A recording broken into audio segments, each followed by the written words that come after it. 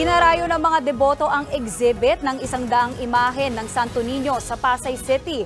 Nakadisplay rin sa naturang exhibit ang Santo Niño na pinaniniwala ang nakakapagpagaling ng sakit. Nasa frontline ng balitang yan, si Marty Bautista.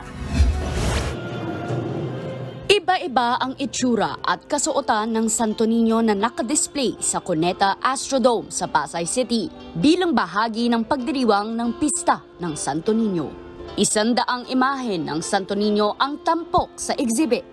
Ang ilan sa santo nakasuot pa ng modernong damit, habang may isang nakauniporme pa ng barangay kagawad.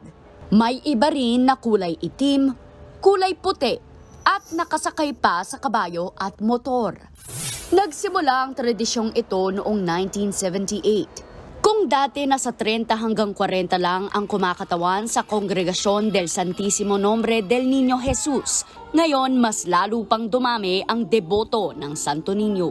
Sama-sama rin silang nagproprosesyon at nagnonovena. Ayon kay Mayor Emmy Calixto, mas nagiging engrande raw ang tradisyong ito kumpara noon. Sa last year, siyempre mas pinaganda pa namin, mas lalo kaming naging handa. At yun nga, mas madami kaming naimbita ngayon dahil siguro ang pandemic ay mas wala na, no?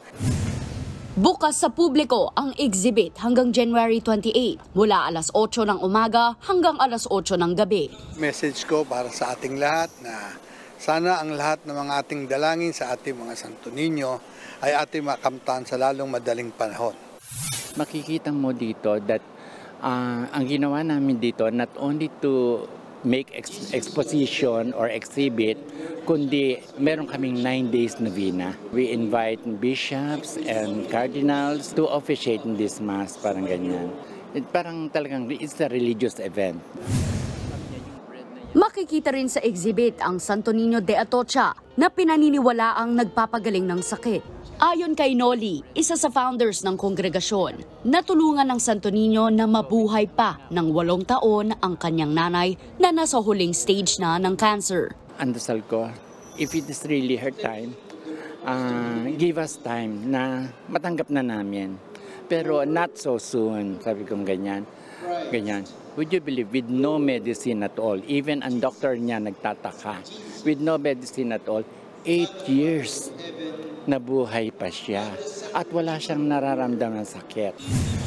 Matapos ang exhibit, gaganapin ang Feast of the Santo Niño Parade sa January 29 sa Rojas Boulevard. Nagbabalita mula sa Frontline, Marty Bautista, News 5.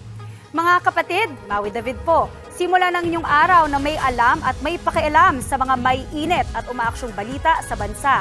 Para maging una sa balitaan, mag-subscribe at mag-follow sa social media pages ng News 5.